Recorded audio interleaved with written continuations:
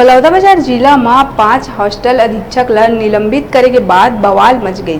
दरअसल post matric अनुसूचित जाति कन्या छात्रावास के अधीक्षिका राजेश्वरी पुरैना ला वापस लाए के मांग ले के छात्रा मन कलेक्टर ऑफिस पहुंच के प्रदर्शन करी, तो उन्हें छात्र मन के कहना रहीस के अधीक्षिका के काम काज ठीक नहीं रहे, वह हमन से हमेशा दुर्व्यवहार करती, ओखर निलंबन बिल्कुल सही ही।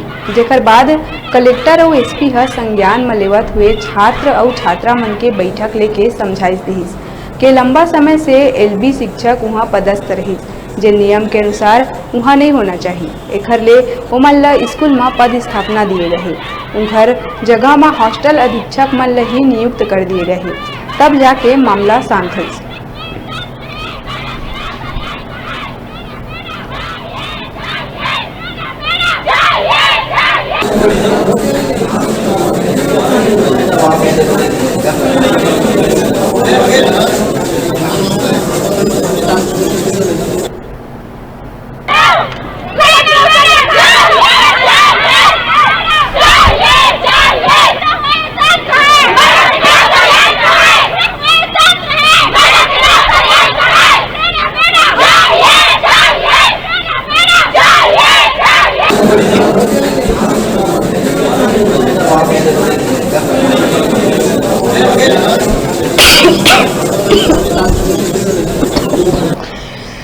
मैडम, हमारी पोस्ट मैट्रिक की जो अधीक्षिका है वो निरस्त हो चुकी है, तो कानून के हिसाब से वो निरस्त 5 साल रहती है।